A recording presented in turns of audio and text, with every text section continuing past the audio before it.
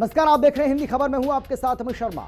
नागपुर में औरंगजेब की कब्र को लेकर बवाल लगातार जारी है। वहीं संभल में सालार गाजी के मेले को लेकर तनाव बना हुआ है।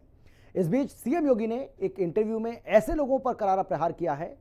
उत्तर प्रदेश के मुख्यमंत्री योगी आदित्यनाथ ने अपनी सरकार की बुलडोजर कार्रवाई पर भी जो लगातार लोग आलोचना कर रहे थे उसको लेकर प्रतिक्रिया देते हुए कहा है कि कभी कभी लोगों को उस भाषा में बात समझाने की जरूरत होती है जिसे वो अच्छे से समझते हैं। मुख्यमंत्री ने आगे कहा कि जो लोग कानून को अपने हाथ में लेंगे उन्हें कानूनी दायरे में परिणाम भी भुगतने होंगे। जो जैसे समझेगा उसको उसी भाषा में समझाना चाहिए। 54 से अधिक निकल चुके हैं और बाकी सभी को ढूंढ रहे हैं। शास्त्रीय प्रमाण उसके मौजूद हैं। जो औरंगजेब को, बाबर को अपना आदर्श मानता होगा, तो उन जैसे गुण भी उनके अंदर देखने को मिलेंगे और ये आचरण लोगों ने अपनी आंखों से देखा भी है। भारत की राजनीति में भारतीय जनता पार्टी के राहुल जैसे कुछ नमूने जरूर रहने चाहिए, जिससे एक रास्ता हमेशा के लिए साफ होता है। भारत के मुसलमानों को याद रखना होगा, वे तभी सुरक्षित है जब हिंदू सुरक्षित है, हिंदू ट्रेडिशन सुरक्षित है, उसी के साथ उनकी भी सुरक्षा है। जो करेगा विवाद फसाद, योगी के पास पक्का इलाज। हिंदू सेफ तो मुस्लिम सेफ, योगी का हार्ड संदेश। संभल सिर्फ झांकी, योगी की लिस्ट अभी बाकी। अयोध्या के बाद मथुरा, योगी का प्लान तगड़ा। वक्फ के मजहबी आका, योगी का डायरेक्ट हमला। यूपी में सुहेलदेव की जय जयकार, औरंगजेबी सोच का संहार। योगी सरकार के 8 साल पूरे होने पर बीजेपी यूपी में उत्सव मना रही है। सरकार के अब तक के किए गए काम और योजनाओं को जन जन तक पहुंचाने की कोशिश की जा रही है। इस बीच यूपी के मुखिया योगी आदित्यनाथ ने औरंगजेबी सोच रखने वालों पर करारा प्रहार किया है। न्यूज एजेंसी को दिए गए इंटरव्यू में सीएम योगी ने मथुरा से लेकर मुसलमान और संभल से लेकर सनातन तक के मुद्दों पर खुलकर अपनी बात रखी। उन्होंने कहा कि यूपी में मुसलमान सबसे ज्यादा सुरक्षित हैं। योगी ने यूपी का माहौल बिगाड़ने की कोशिश करने वालों को भी एक बार फिर से चेतावनी दी और कहा, जिसे जिस भाषा में समझ आता है उसे वैसे ही समझाएंगे और दंगाइयों का इलाज करना उन्हें आता है।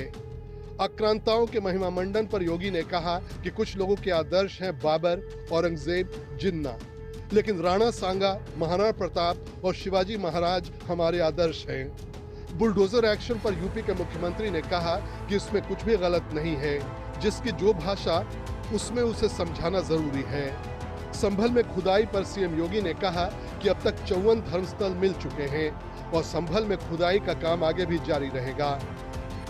दंगों के मुद्दे पर योगी ने कहा कि यूपी में अब दंगे नहीं होते, दंगाइयों को घुटने पर लाते हैं, दंगाइयों का इलाज करना जानते हैं। 100 हिंदू परिवारों के बीच में एक मुस्लिम परिवार सबसे सुरक्षित रहता है। उसको इसके पर्व और त्योहारों को,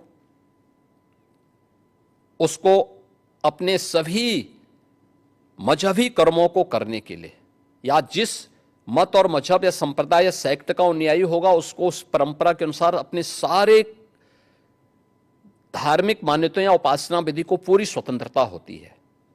लेकिन मैं कहता हूं 100 परिवारों के बीच में, एक हिंदू की बात तो दूर करिए, 100 मुस्लिम परिवारों के बीच में 50 हिंदू सुरक्षित रह सकता है क्या? नहीं रह सकता। अब बांग्लादेश आपके सामने उदाहरण है, इससे पहले पाकिस्तान उदाहरण था, अफगानिस्तान में क्या हुआ था। ये चीजें दिखाती हैं और होशियारी यही है कि कहीं धुआं उड़ रहा हो या किसी को ठोकर लग रही हो तो हमें ठोकर लगे इससे पहले हम संभल जाएं। तो वही संभलने के लिए बोला जाता है। हम तो सबके बीच सबको समान भाव से देख रहे हैं। महाराष्ट्र में बीते दिनों औरंगजेब को लेकर भारी विवाद देखने को मिला। इसकी वजह से ही नागपुर में हिंसा भड़की। बाद में इसकी आंच उत्तर प्रदेश के लखनऊ तक भी पहुंची। अखिलेश और उनकी पार्टी के नेता भी औरंगजेब जैसे आक्रांताओं का महिमा मंडन करने लगे। समाजवादी पार्टी सांसद रामजी लाल सुमन ने तो राणा सांगा को गद्दार और देशद्रोही बता डाला, जिससे बवाल मचा हुआ है। ऐसे में योगी से इसको लेकर सवाल पूछा गया कि विपक्षी पार्टी कहती है कि राणा सांगा थे जिन्होंने बाबर को न्योता दिया। इस पर उन्होंने विपक्ष पर करारा प्रहार किया और कहा कि जो बाबर औरंगजेब को अपना आदर्श मानता होगा उसके अंदर वैसा ही गुण देखने को मिलेगा। सीएम योगी ने यह भी कहा कि नागपुर में हिंसा करने वाले लोगों को यूपी में बहुत अच्छा उपचार मिलेगा। उनकी जैसी डिमांड होगी वैसा उपचार दे देंगे। कृष्ण को आदर्श मानते हैं, शिव को आदर्श मानते हैं, उनकी पूजा करते हैं, तो स्वाभाविक रूप से उनके अच्छे गुण भी हमारे अंदर उनकी कृपा से समाहित होते हैं। जो औरंगजेब को, बाबर को अपना आदर्श मानता होगा, तो उन जैसे गुण भी उनके अंदर देखने को मिलेंगे। और ये आचरण लोगों ने अपनी आंखों से देखा भी है। राणा सांगा के इतिहास को अगर इन्होंने पढ़ा होता, वो महान योद्धा जिसके शरीर के घाव इस बात को बताते थे कि इन्होंने भारत की धर्म और संस्कृति को बचाने के लिए उस समय किस प्रकार के पराक्रम का परिचय दिया था। ये महाराणा प्रताप, महाराणा सांगा, छत्रपति शिवाजी महाराज और गुरु गोविंद सिंह के बारे में ये लोग बताएंगे। इतिहास के बारे में लोग क्या जानते हैं? जो औरंगजेब और बाबर की पूजा करते हो, जो जिन्ना को अपना आदर्श मानते हो, इन लोगों से इसकी उम्मीद नहीं की जा सकती। बीमारी का उपचार के अलग अलग केंद्र होते हैं, तो यूपी ऐसे लोगों को बहुत अच्छा उपचार देता है। उनकी जैसी डिमांड होगी उस प्रकार का उपचार दे देंगे। दुख है इस बात का कि जो भारतीय जनता पार्टी ने ये परंपरा शुरू की कि इतिहास अपनी मानसिकता से, अपने पॉलिटिकल लाभ से पढ़ें, उसी में बहुत सारे लोग कह रहे हैं कि पुरानी इतिहास की किताबें जो उठाई हैं, मान लो गूगल आप कर लें, क्या क्या इतिहास लिखा हुआ है, यूट्यूब आप उठा लें, क्या क्या इतिहास लिखा है। ये तो सरकार की जिम्मेदारी बनती है, और ये सरकार तो वो है जो नाम बदलती है, इतिहास बदलती है। ये नामजद सुमन जी पे इसलिए अटैक हुआ कि एक तो वो दलित हैं, और दलित होने की वजह से उन पर अटैक हुआ है। सीएम योगी ने गाजी सलार मसूद के मेले को लेकर कहा कि आक्रांताओं का महिमा मंडन नहीं होना चाहिए, क्योंकि उन्होंने भारत की आस्था पर प्रहार किया और बहन बेटियों की इज्जत से खिलवाड़ किया। इसका महिमा मंडन भारत की आस्था का, मातृशक्ति का अपमान है, और ऐसा करके हम देश का अपमान करते हैं। सीएम योगी ने कहा कि महाराजा सुहेलदेव की जय जयकार होनी चाहिए, न कि सलार मसूद गाजी की। ये भी हमें मालूम होना चाहिए कि ये आक्रांता विदेशी थे। इन्होंने भारत की आस्था पर प्रहार किया, भारत की बहन बेटियों की इज्जत के साथ खिलवाड़ किया, भारत को लूटा। इसका महिमा मंडन आस्था का अपमान है। इनका महिमा मंडन मातृशक्ति का अपमान है। इनका महिमा मंडन करके हम देश का अपमान करते हैं। देखिए, सालार मसूद गाजी वही है जिसने मोहम्मद गजनवी के साथ भगवान सोमनाथ के मंदिर को लूटने और तोड़ने का काम किया था। ये विदेशी लुटेरा था, और इसको महाराज सुहेलदेव के नेतृत्व में हिंदू राजाओं ने जिस कार्य के लिए हकदार था, जिंदा खड़ा करके इसको पूरी तरह जलाया था। इस्लाम में सबसे क्रूर मौत मारी जाती है। जिसका वो हकदार था, उसने जितना अत्याचार किया था, हिंदू धर्म और संस्कृति को तोड़ करके, आस्था पर प्रहार करके, बहन बेटियों की इज्जत के साथ खिलवाड़ करके, वही व्यवहार उसके साथ उस समय हिंदू राजाओं ने किया था। तो जय जयकार तो महाराज सुहेलदेव की होनी चाहिए, और पूजा महाराज सुहेलदेव की होनी चाहिए, न कि सालार मसूद गाजी की। मुस्लिम वोट बैंक के लिए विपक्ष लगातार बीजेपी को मुस्लिम विरोधी पार्टी साबित करने में जुटा रहता है। ओवैसी जैसे नेता बार बार ये कहते सुने जाते हैं कि इस्लाम खतरे में है, जबकि हकीकत ये है कि समाज के हर तबके को विकसित करना योगी सरकार का लक्ष्य है। दरअसल राज्य में सभी समुदायों के कल्याण को बढ़ावा देने के लिए योगी सरकार लगातार काम कर रही है, और यही काम सीएम योगी मुसलमान समुदाय के लिए भी कर रहे हैं। यूपी सरकार मुस्लिमों के आर्थिक विकास से जुड़े कई योजनाएं चला रही है। ऐसे में जब यूपी के मुख्यमंत्री से यह सवाल पूछा गया, क्या उनके राज्य में इस्लाम खतरे में है, इस पर योगी ने समाजवादी पार्टी और कांग्रेस के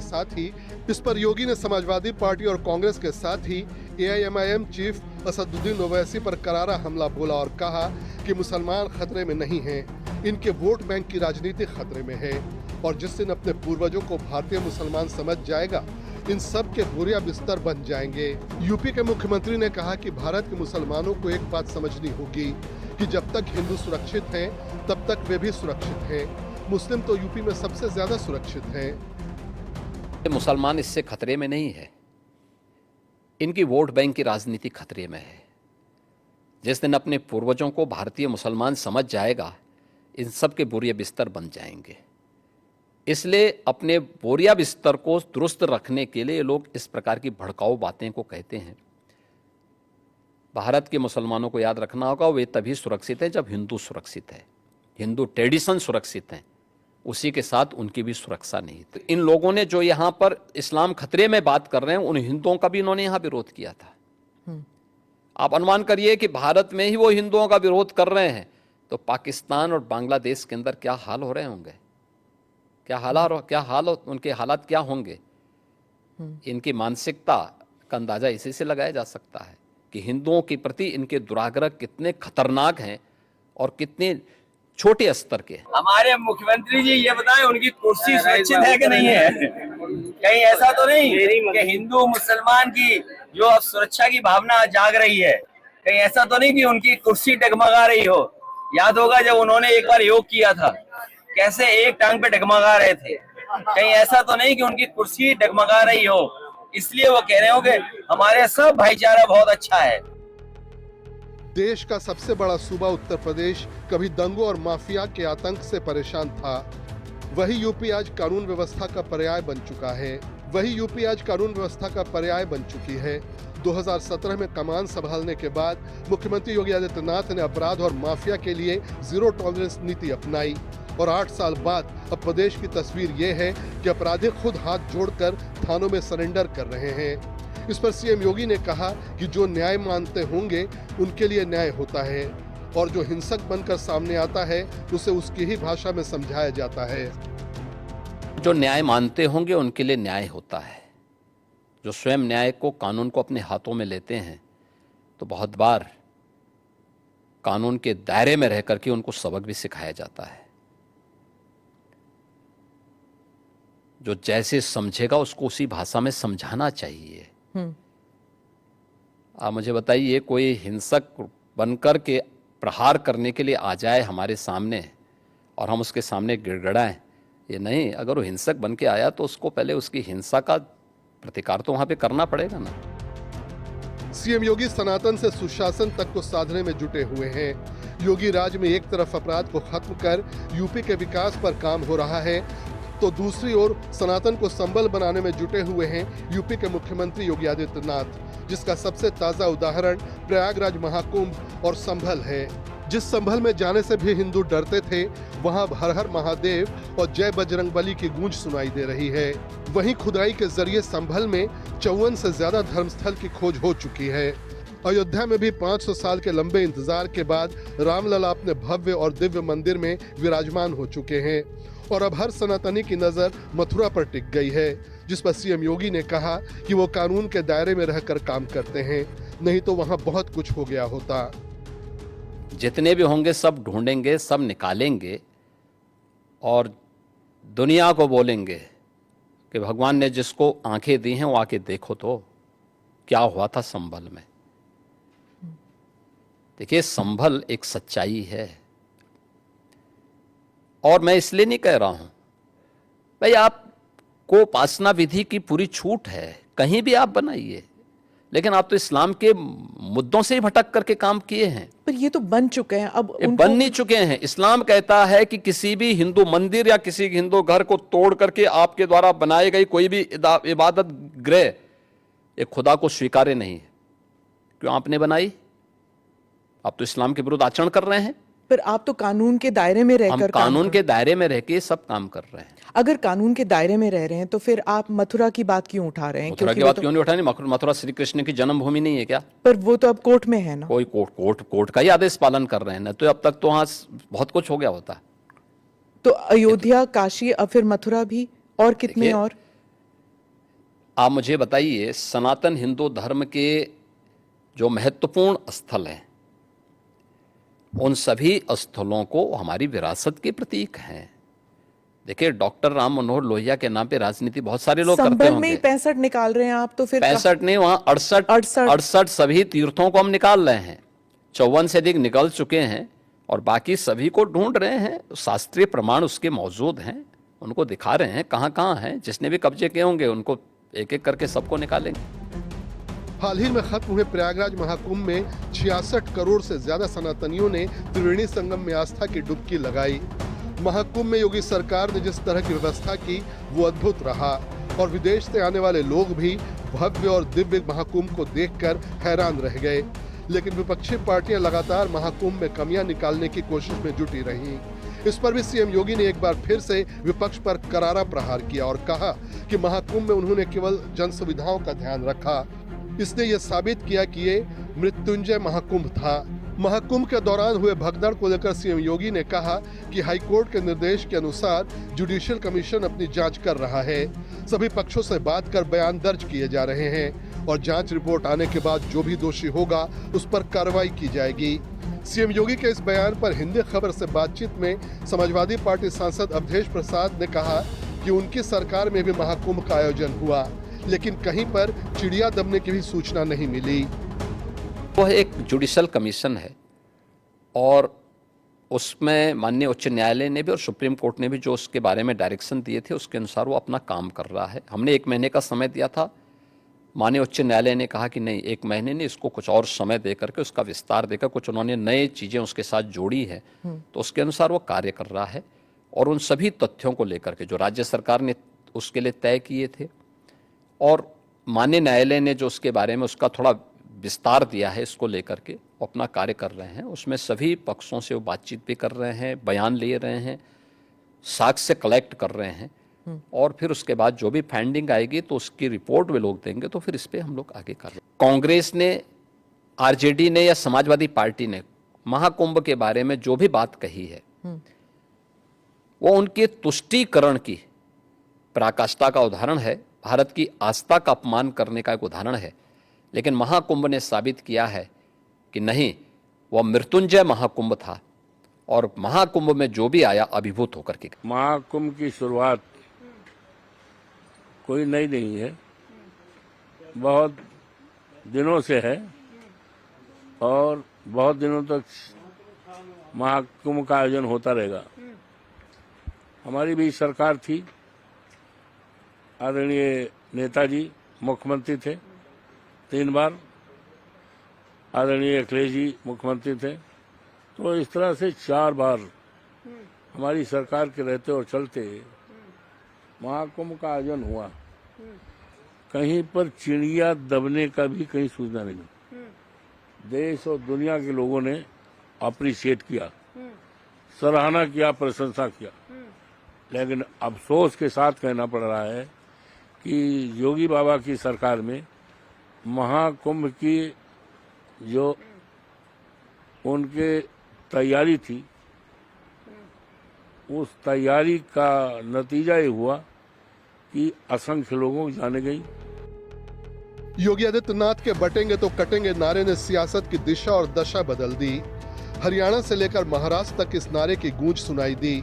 यूपी के उपचुनाव में भी इसकी काफी चर्चा हुई, लेकिन विपक्ष योगी के बटेंगे तो कटेंगे नारे को विभाजनकारी बताता है, जिस पर सीएम योगी ने कहा कि वो तो सिर्फ लोगों को एकजुट कर रहे हैं, क्योंकि हम पहले जातियों में बटे थे, इसलिए हमारा देश गुलाम हुआ। आज अगर कोई दंगे करने के बारे में सोचेगा तो उसका उपचार भी हमारे पास है। ये देश गुलाम क्यों हुआ? क्योंकि जातियों में विभाजित था।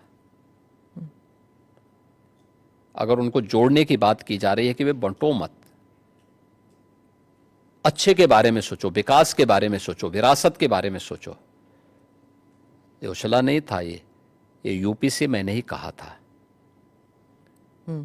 कि बटेंगे तो कटेंगे, एक रहेंगे तो सेफ रहेंगे। तो ये बात यहां से हमने कही थी और मुझे लगता है कि चीजें आगे बढ़ी। जब कटने काटने की भाई बात आप मुझे बताइए, इतिहास में करोड़ों हिंदू काटे नहीं गए क्या? तो फिर लाखों हिंदू कश्मीर में काटे नहीं गए क्या? काटे नहीं गए थे। तो इसीलिए हम उसको भूल क्यों जाते हैं? इतिहास वर्तमान का दर्पण होता है और भविष्य की कार्य योजना बनाने का एक माध्यम भी होता है। तो इसको खुरेद के इसलिए वर्तमान पीढ़ी भूल गई होगी तो उसको बताने का एक माध्यम है। और ये बताना पड़ेगा हमें।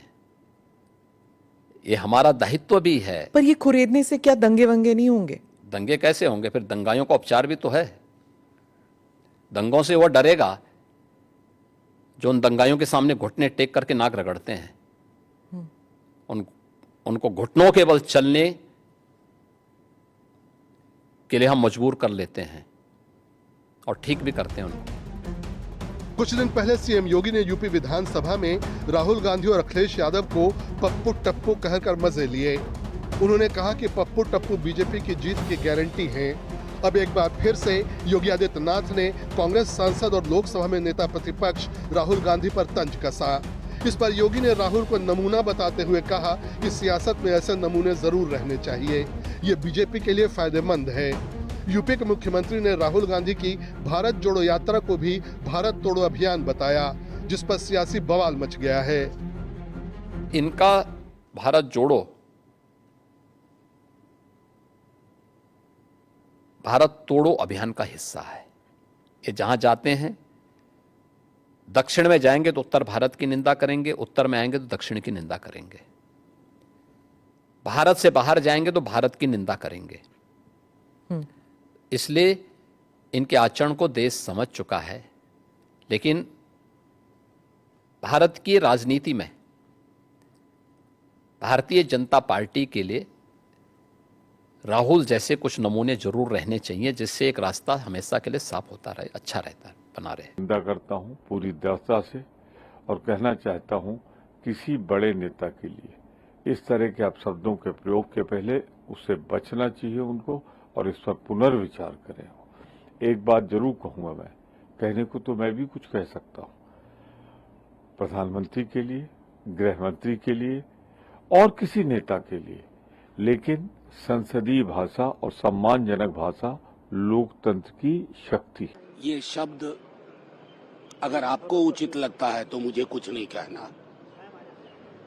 मतलब आप नेता प्रतिपक्ष को, ये डेमोक्रेसी की आपकी समझ, इसलिए बार बार मैं कहता हूं, उनका दर्शन जो है ना बहुत संकुचित और संकीर्ण है, जानकारी है नहीं, संविधान के मर्म से उनको कोई मतलब नहीं है। दो चार शब्द आते हैं, बुलडोजर, जालीदार, फलाना चिलाना, तो जाहिर तौर पर ये लोकतंत्र के लिए भी चिंता का विषय है कि ऐसे लोग ओहदेदार बने बैठे हैं। सीएम योगी को इस बात से कोई फर्क नहीं पड़ता कि उनके विरोधी उनके बारे में क्या सोचते हैं और क्या कहते हैं। योगी का तो बस एक ही मिशन है, यूपी का विकास और माफिया दंगाइयों का यूपी से पत्ता साफ। इसके लिए सीएम योगी हर वो कदम उठाते हैं जिससे यूपी में अमन और शांति कायम रह सके। अपने सनातनी मिशन को आगे बढ़ाने से भी सीएम योगी कभी पीछे नहीं हटते और जिस तरह से योगी सरकार काम कर रही है, 2027 में भी योगी को रोकना विपक्ष के लिए आसान नहीं होगा।